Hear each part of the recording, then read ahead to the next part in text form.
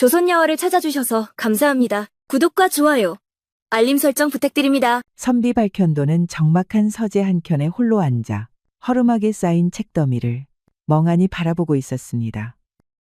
한때 과거 급제의 뜻을 품고 밤을 지새우며 읽어내던 사서삼경은 이제 먼지 속에 묻혀 색이 발해 있었지요. 가문의 몰락으로 벼슬길이 완전히 끊기자 박선비는 조상 대대로 살아온 한양의 집마저 떠나 외진 산골 마을에 틀어박힐 수밖에 없었습니다. 벼슬에 오르지 못하면 이깟 학문이 도대체 무슨 소용이란 말인가? 골방에 틀어박혀 의미 없는 문자나 읽어봤자 알아줄 리는 하나도 없다. 창밖으로는 단풍잎이 바람에 흩날리며 떨어졌습니다. 그 적막한 모습이 사뭇 자신의 처지와 묘하게 닮아 있었지요. 박선비는 하루하루를 무의미하게 흘려보내며 깊은 절망에 잠겨 있었습니다. 허나 마음 한켠엔 여전히 꺼지지 않은 작은 갈망의 불씨가 남아 있었지요. 그래도 먹고 살아야 했습니다. 예전에는 집안 하인들이 알아서 창거리를 사왔지만 이제는 직접 구해야 했습니다. 하여 박선비는 장날이니 시장을 가기 위해 집을 나섰습니다. 박선비는 모처럼 장터로 발걸음을 옮겼습니다. 가을 수확철을 맞아 온갖 농산물이 줄지어 늘어선 장터는 생동감으로 가득했습니다. 박선비는 이곳저곳을 두리번거리며 잠시나마 무거운 마음을 덜어보려 했었습니다. 그때 장터 한켠에서 밝은 웃음소리가 들려왔습니다. 고개를 돌린 그의 눈에 들어온 것은 정갈하게 손질한 채소를 늘어놓고 손님들과 정답게 이야기를 나누는 한 젊은 여인이었습니다. 어르신, 이 무는 제가 직접 기른 것입니다요. 달고 아삭해서 입맛에 딱 맞으실 겁니다. 어머님께서 편찮으시다 하셨지요. 이거 드셔보시고 힘 좀 내시라 전해주십시오. 여인은 어려운 살림살이의 손님에게도 기꺼이 정을 나누는 따뜻한 사람이었습니다.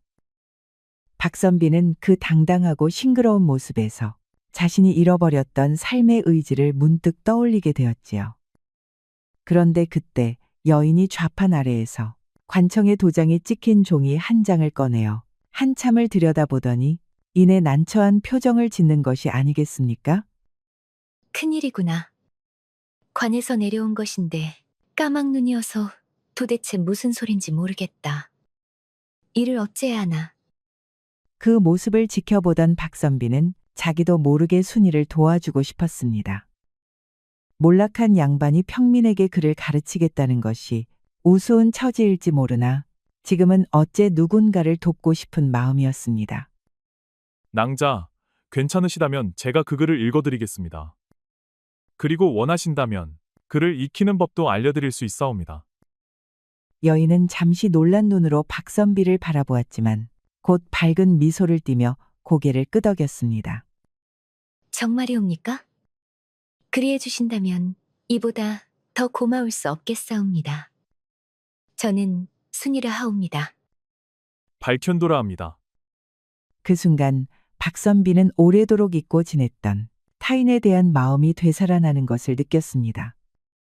그녀의 꿋꿋한 삶의 태도는 그가 스스로 외면해왔던 나약함을 일깨우는 동시에 다시 살아가고자 하는 작은 용기를 불어넣었지요. 며칠 후 저녁, 박선비는 약속대로 순이에게 글을 가르쳐주기 위해 집을 찾았습니다. 마을 중심가에 자리한 초라한 초가집은 비록 소박했지만 정갈하게 정돈되어 있었지요. 순이는 박선비를 반갑게 맞으며 안으로 안내했습니다. 선비님, 이런 누추한 곳까지 오시느라 수고하셨사옵니다. 어머님께서도 선비님이 오신다 하니 무척 기뻐하셨어요. 딸이 글을 배울 수 있게 해주시니 정말 고맙습니다. 순이 어머니는 병상에 누워 있었지만 따뜻한 미소로 박선비를 맞았습니다. 박선비는 순이가 어머니를 정성스럽게 돌보는 모습을 보며 마음이 뭉클해졌지요. 그를 가르치는 시간이 끝났습니다. 순이는 더뎠지만 아주 열정적으로 글을 익혔습니다. 박선비는 작별 인사를 하고 돌아가기 위해 집을 나섰습니다. 그런데 순이의 방에서 작은 불빛이 새어나오는 것을 발견했습니다. 혹여 무슨 일이 있나 싶어 조심스럽게 창가로 다가가니 순이가 낡은 등불 아래서 눈을 비비며 정성스럽게 바느질을 하고 있지 뭡니까? 순이는 병든 어머니를 위해 약값을 마련하려 밤잠을 설쳐가며 일하고 있었던 것입니다. 바늘에 실을 꿰며 열심히 바느질하는 순이를 보자 박선비는 무언가 머릿속이 밝아지는 기분을 느꼈습니다. 참으로 대견하다. 하루 종일 일하고 밤늦게까지 글공부도 하였는데 거기에 더해 삭바느질 일까지 하는 여인이라니. 박선비는 자신의 나약함을 깊이 반성하게 되었습니다. 그동안 절망에 빠져 있던 것이 얼마나 이기적이었는지 깨달았지요. 집으로 돌아가는 길에 박선비의 마음은 온통 순이 생각으로 가득했습니다. 이는 단순한 호감을 넘어서 깊은 사랑의 감정으로 발전하기 시작했지요. 나도 누군가를 위해 의미 있는 일을 하고 싶구나. 순이낭자처럼 그런 삶을 살고 싶다. 박선비는 순이와 더 가까워지고 싶었지만 조금 망설여졌습니다. 아무리 몰락한 집안이라지만 집안 어르신들이 이 꼴을 보았다가는 큰 경을 칠 수도 있었기 때문입니다. 이튿날 이른 아침, 박선비는 서둘러 마을 이곳저곳을 돌며 믿을 만한 의원을 수소문하였습니다. 그리하여 산 너머 고을에 사는 노의원 한 분을 어렵사리 모셔온 것이지요. 진료비와 약값은 비상금으로 치렀습니다. 몰락한 양반이 평민의 병환을 위해 자신의 미천까지 털어 의원을 모시고 온 일, 어찌 보면 세상 사람 눈에는 우스울지 몰라도 박선비는 조금의 주저함도 없었습니다. 환자분은 기력이 많이 쇠해 있으시니 당분간은 따뜻한 탕약과 더불어 몸을 잘 쉬셔야 하겠소. 이 약은 하루 3번 끼니 때 들이시오. 이 추운 날 의원님을 모셔오시다니. 어찌 감사의 말씀을 드려야 할지 모르겠습니다. 선비님, 저희가 어떻게 이 은혜를 갚아야 할까요? 순이낭자, 은혜라니요. 그저 사람이 사람을 돕는 일일 뿐입니다. 박선비의 말에는 담담한 듯 따뜻한 진심이 담겨 있었습니다. 순이는 말을 잇지 못하고 고개를 숙였고 앞치마 끝자락이 조용히 떨리고 있었지요. 며칠간의 정성스러운 간병 끝에 순이의 어머니는 눈에 띄게 호전되었습니다.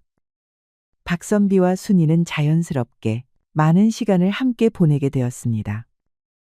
어머님께서 이렇게 빨리 나아지실 줄은 몰랐어요. 선비님의 정성 덕분이옵니다. 순이낭자의 효성스러운 마음이 하늘에 닿았기 때문이지요. 제가 한 일은 미미한 것에 불과합니다. 순이는 박선비의 세심한 배려에 마음이 따뜻해졌습니다. 박선비 또한 순이의 예의 바르고 선한 마음씨에 더더욱 깊게 순이에게 빠져들어갔습니다. 딸아, 저 선비님은 정말 좋은 분이시구나. 신분은 다르지만 마음씨가 이토록 따뜻하신 분을 만나기 어려울 거야. 저도 그런 생각을 하고 있었어요. 선비님께서는 정말 특별한 분이세요. 어머니의 병세가 호전되면서 박선비와 순이는 더 자유롭게 시간을 보낼 수 있게 되었습니다. 그럴수록 박선비는 순이와 같이 있는 시간이 너무나도 소중하고 행복했습니다. 그날도 약을 다리느라 집안은 쉴 틈 없이 분주했습니다.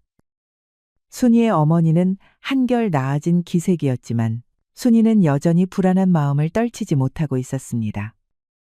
박선비는 손수 구해온 약재가 잘 다려지는지 지켜보다가 부엌 한켠에 조용히 앉아있는 순이에게 조심스레 말을 건넸습니다. 순이낭자, 요 며칠 동안 마음에 담아둔 말씀이 하나 있습니다. 이 집에 처음 들렀던 날 이후로 낭자를 생각하지 않은 날이 없었습니다. 선비님, 제게도 선비님은 그저 고마운 분 이상이 되었어요. 하오나, 제 처지가 이래서 감히 먼저 말씀드릴 수가 없었지요. 부엌엔 아궁이 불씨가 희미하게 남아 있었고 그 불빛이 두 사람의 얼굴을 따스하게 비추고 있었습니다. 서늘한 겨울밤의 공기 속에서 두 사람 사이의 고요한 정적이 오히려 진심을 또렷하게 전하고 있었습니다. 나는 몰락한 양반일 뿐 가진 것도 이름도 없습니다. 허나 낭자에 대한 이 마음만큼은 어떤 비바람이 불어도 변치 않을 것입니다. 그 마음, 제게는 과분할 만큼 소중해요. 선배님을 만나고 나서야 저도 누군가를 기대고 싶다는 마음을 알게 되었어요. 잠시 뒤 순이는 조심스레 손을 내밀었고 박선비는 두 손으로 그 손을 따뜻이 감쌌습니다. 말보다 더 깊은 마음이 조용히 이어졌습니다. 두 사람은 많은 말을 나누지는 않았지만 그날 밤만큼은 누구보다 솔직하고 누구보다 가까운 사람이 되었습니다. 세상의 벽은 여전히 높았지만 그 벽을 함께 바라보고 넘을 수 있는 사람을 서로의 곁에서 찾게 된 것이지요. 며칠 후 박선비와 순이의 관계에 대한 소문이 마을 곳곳에 퍼지기 시작했습니다. 마을 아낙네들은 우물가에 모여 이 흥미로운 이야깃거리를 놓고 갑론을박을 벌였지요. 며칠 후 박선비와 순이 사이에 대한 소문이 마을 골목골목으로 퍼져나가기 시작했습니다. 우물가에 모인 아낙네들은 두레박을 내리며 바가지 물을 퍼올리며 한참을 그 이야깃거리로 입씨름을 벌였지요. 글쎄 그 선비가 순이네 집에 들락날락한다더라니까요. 밤늦게까지 약을 다려줬다는 소문도 있대요. 아무리 그 양반이 몰락했다 한들 순이 같은 처녀한테 마음을 주다니. 그게 쉬운 일이겠어요? 근데 순이도 말이요. 선비님 앞에서는 꼭 물가의 핀 꽃처럼 웃는다 카더라. 하도 싹싹하고 정이 많으니 그 마음 안 넘어갈 사내가 어디 있겠어? 그러다 진짜 혼인이라도 하게 되면 그 양반 족속들이 가만히 있겠소? 그 집안이 아무리 기운다 해도 체면이라는 게 있지 않소. 소문은 이내 마을을 넘어 박선비의 족친들 귀에도 흘러들어갔습니다. 비록 집안이 기울었다 하나 양반은 어디까지나 양반이라며 어찌 평민 계집과 엮일 수 있느냐고 인상을 찡그렸습니다. 체면이 다 무너졌다느니 가문의 이름에 먹칠을 했다느니 앞뒤 분간도 없이 들끓는 말들이 쏟아졌습니다. 사랑채 안에는 박시문 중에 몇몇 어른들이 모여 소문으로 떠도는 이야기를 두고 얼굴을 붉히고 있었습니다. 기름 먹인 기둥 위에 걸린 현판 아래 박진사가 성난 목소리로 탁자를 내려쳤지요. 이게 말이 되느냐? 아무리 우리가 예전 같지 않다 해도 양반과 자손이 평민 계집이랑 정분을 나눈다니. 우리 박씨 가문이 어디 개천에서 흙탕물 퍼다 먹은 족속이더냐? 다른 족친들도 한 목소리로 고개를 끄덕이며 박선비가 가문을 더럽혔다고 입에 거품을 물었습니다. 이들은 그 자리에서 박선비를 불러내어 호통을 치고 심지어 족보에서 이름을 빼겠다느니 선영 출입을 금하겠다는 이 하는 말까지 내뱉었지요. 그들의 말끝마다 망한 집안이라도 기계 하나는 지켜야 가문이라 할 수 있다는 헛된 자존심이 도사리고 있었습니다. 며칠 뒤 박진사가 건달들을 부려서 순이의 집 앞에 보냈습니다. 건달들은 대낮부터 욕설과 협박을 쏟아냈습니다. 굽은 허리를 하고 채소를 다듬던 순이는 놀라 고개를 들 수밖에 없었지요. 니년이 어디서 감히 양반과 자손한테 눈독을 들이냐? 당장 발 빼지 않으면 너도 너희 늙은 어미도 이 마을 땅 못 디디고 살 줄 알아라. 건달들은 순이의 집 앞에 돌멩이를 던지거나 밤마다 대문에 짐승피를 뿌려놓기도 했습니다. 이장이나 이웃이 말려보았지만 문중일의 참견 말라며 오히려 윽박지르기 일쑤였지요. 순이는 밤마다 어미 품에 안겨 아무 말 없이 울었습니다. 그러면서도 선비님께 해가 될까 염려되어 그의 집 앞에도 나가지 않고 마을 장터에서도 모습을 감추었습니다. 이 사실을 알게 된 박선비는 분노와 절망에 사로잡혀 답답한 가슴을 두들겼습니다. 이게 도대체 무슨 일이란 말인가? 어찌 몰락한 가문이 신분에 얽매여 순수한 마음을 이리 짓밟는다는 말이야. 허나 마을에서도 의견이 엇갈렸습니다. 보수적인 이들은 전통 질서를 중시하며 우려를 표했고 젊은 사람들은 진정한 사랑을 지지하는 분위기였지요. 저 때문에 선비님께서 고생하시는 것을 보니 마음이 아파요. 차라리 제가 물러나는 것이. 무슨 말씀을 하시는 거요? 우리의 사랑이 잘못된 것이 아니라 세상이 잘못된 것이요. 박선비는 주변에서 이렇게 순이를 떼어놓으려고 할수록 더더욱 사랑은 단단해졌습니다. 허나 지금 벌어지는 일을 그저 보고 넘길 수만은 없었지요.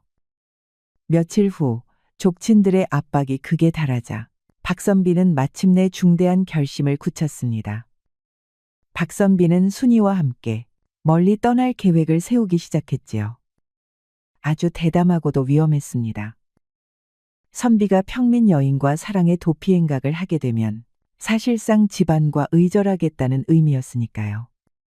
이곳에서는 우리가 함께할 수 없다.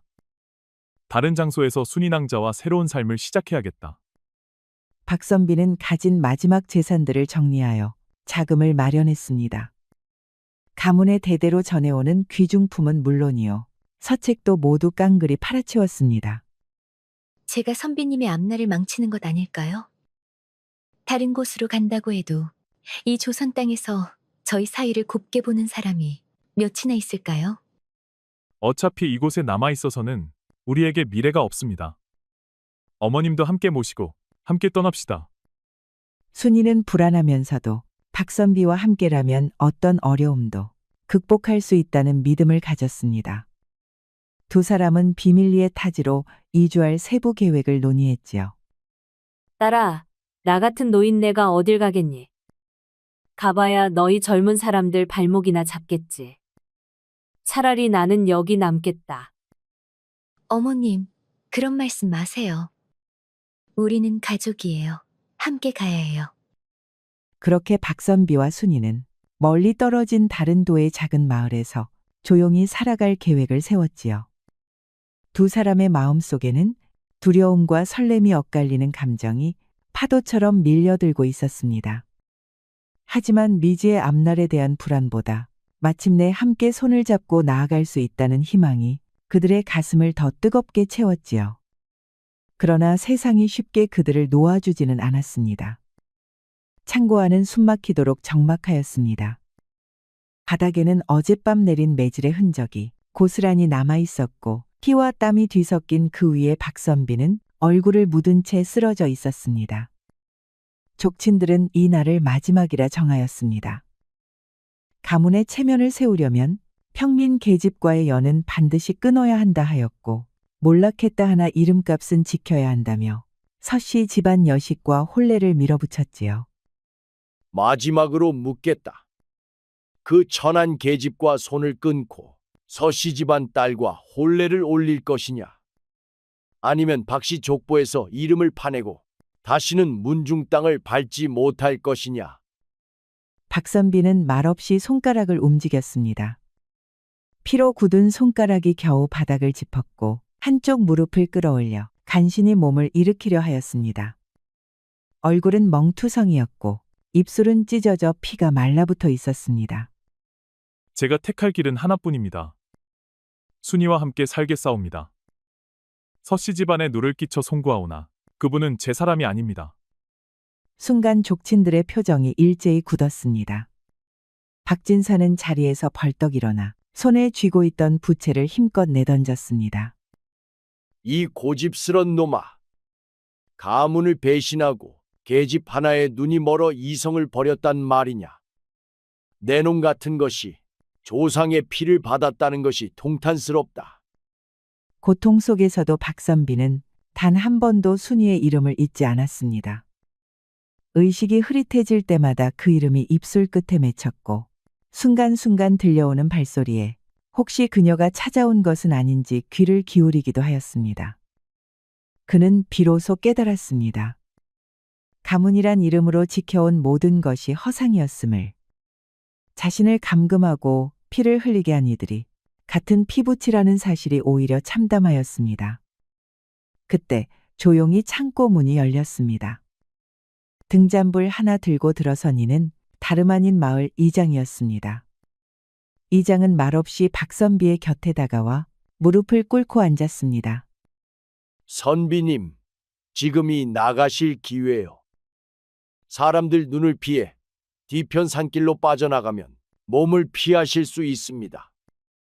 박선비는 대답을 하지 않았습니다. 다만 두 눈은 결연한 의지로 번쩍였습니다. 이장은 말없이 고개를 숙였습니다.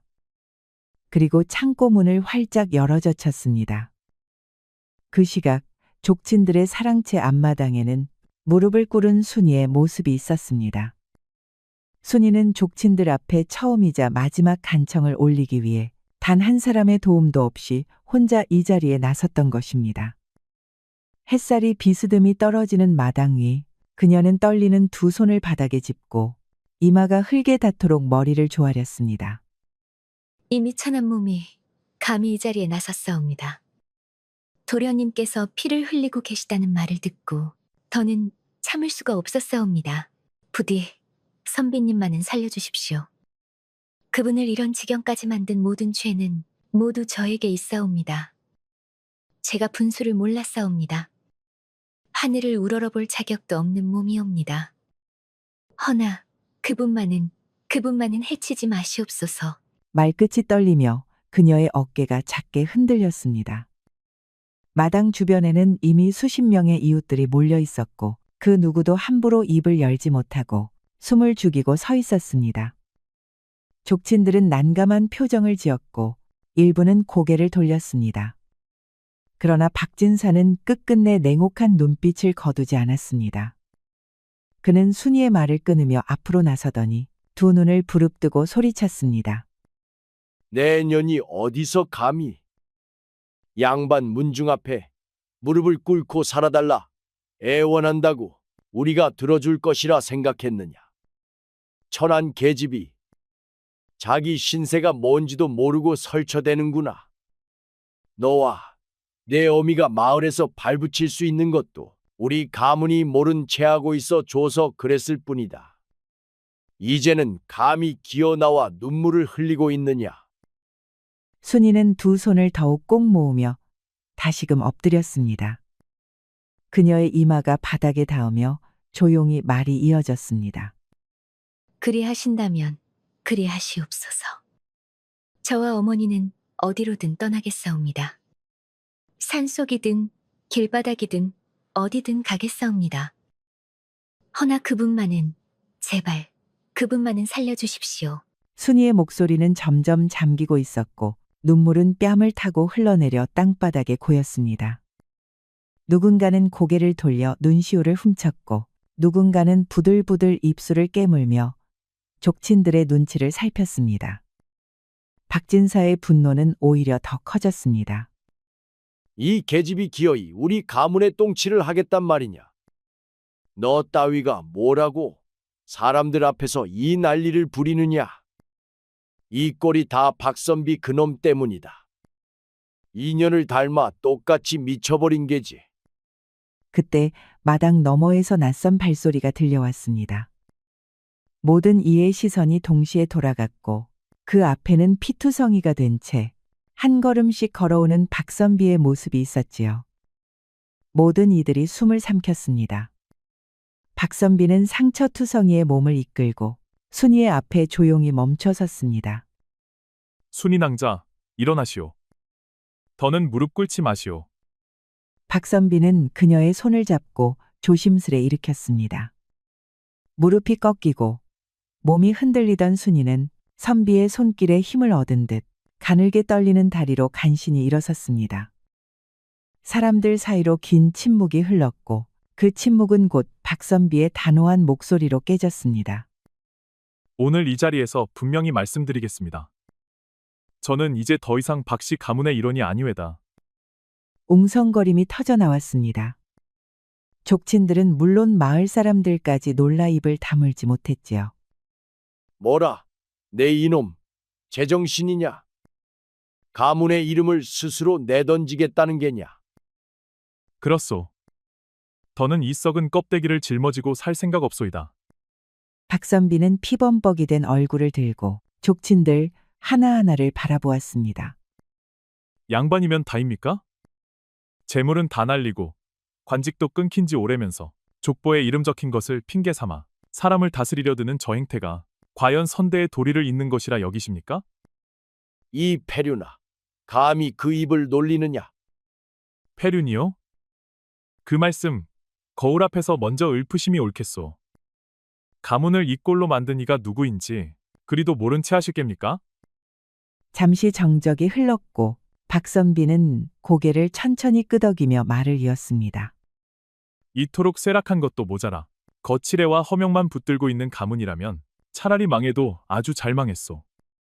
사람 귀한 줄 모르고 이름만 귀한 줄 아는 자들이 대대로 이어 앉아선 무엇을 지켰단 말씀이요? 족친들 사이로 숨죽인 기침 소리가 돌고 마을 사람들은 얼굴을 붉히며 눈을 떴습니다. 오늘로 박가의 이름은 제게서 끊기옵니다. 이제 제 삶에 박씨 가문의 일원이라 할 구석은 한 줌도 남지 않았사옵니다.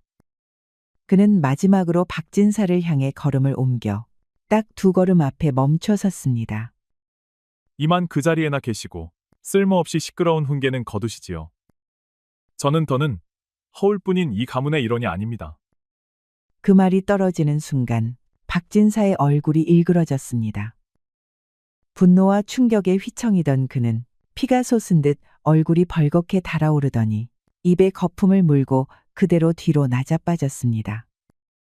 이에 사랑채가 발칵 뒤집혔습니다.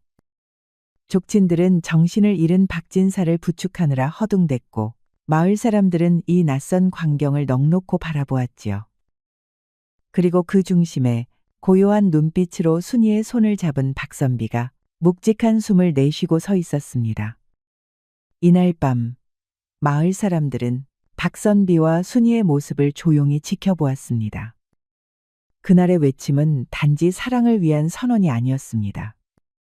그것은 오랫동안 세워져 있던 신분의 벽에 조용히 금을 내는 첫걸음이기도 하였습니다.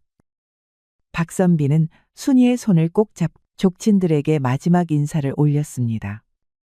가문에서의 축출은 당시로서는 사회적 죽음이나 다름없었지만 박선비에게는 오히려 가면을 벗고 진정한 자유를 얻는 해방의 순간이었습니다. 선비님, 정말 괜찮으신 거예요? 이제는 더 이상 돌아갈 수도 없을 텐데요. 저는 지금 이 순간이 가장 행복합니다. 처음으로 제 마음을 온전히 따를 수 있게 되었으니까요. 마을 사람들 중 몇몇은 2사람의 용기 있는 결단에 감동하여 은밀히 도움의 손길을 내밀었습니다. 마을 이장은 조용히 다가와 2사람의 어깨를 토닥이며 말을 건넸습니다. 두 분의 용기에 큰 감동을 받았소.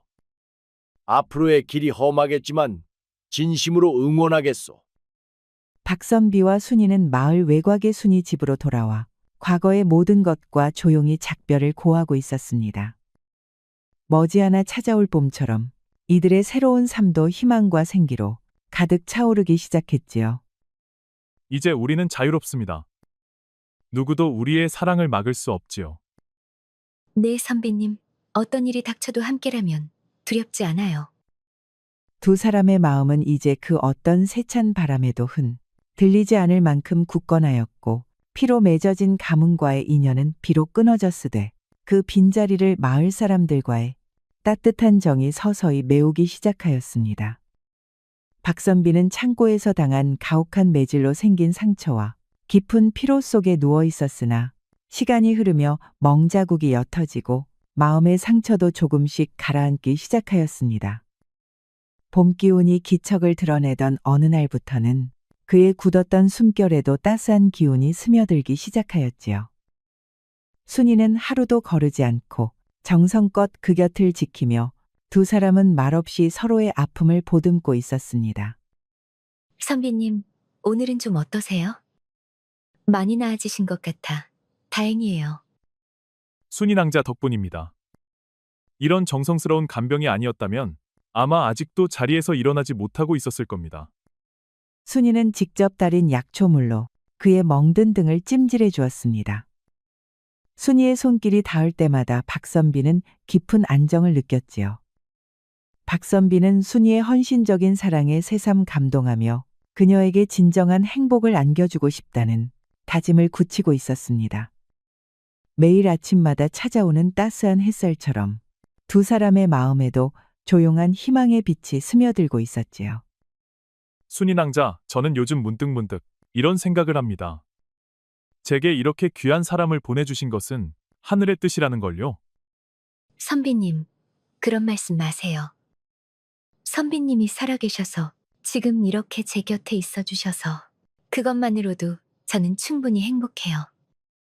이들은 하루하루를 서로에 대한 믿음으로 쌓아가며 새로운 인생을 어떻게 살아갈지 진지하게 고민하기 시작했습니다. 딸아, 선비님은 정말 보기 드문 사람이구나. 너희 둘이 서로를 저리도 아끼는 걸 보니 내 마음이 다 놓인다. 어머님, 저희 정말 행복해요. 돌아보면 쉽지 않은 길이었지만 지금은 아무도 우리를 갈라놓을 수 없어요. 순이의 작고 소박한 집은 이제 두 사람에게 평화의 공간이 되었고 마을 사람들도 점차 두 사람의 관계를 인정하고 받아들이기 시작했습니다.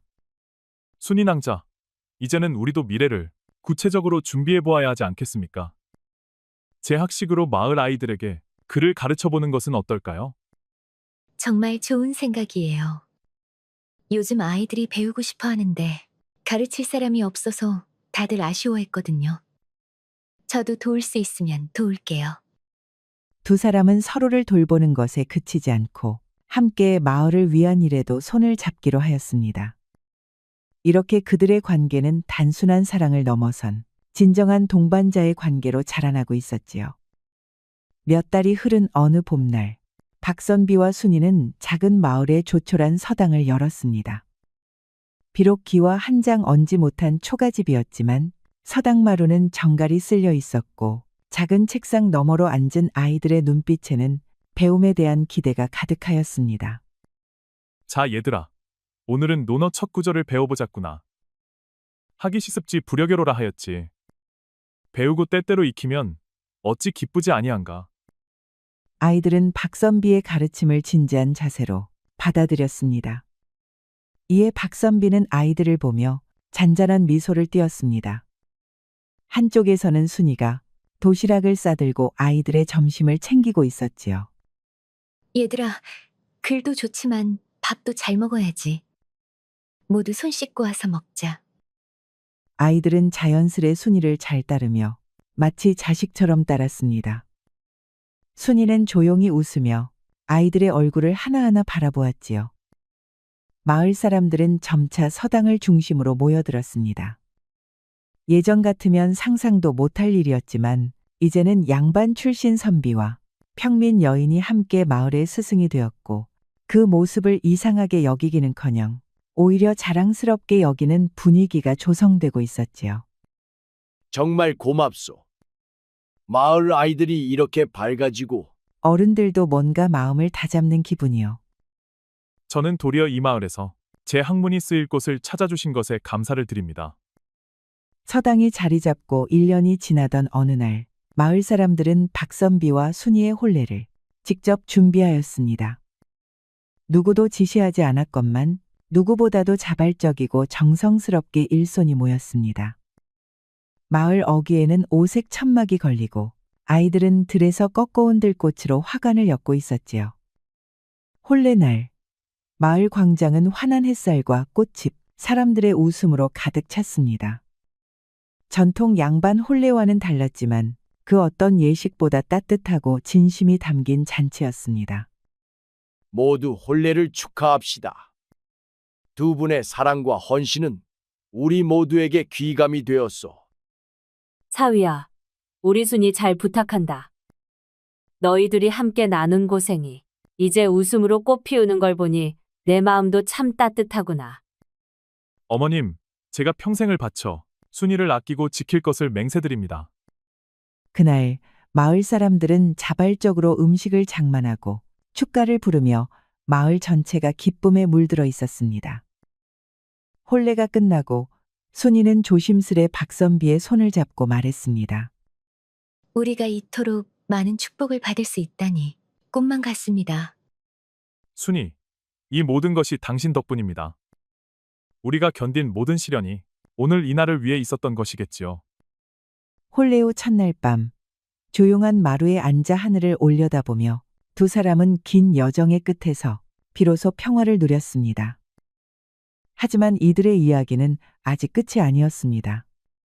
선비님, 저 아이를 가졌습니다.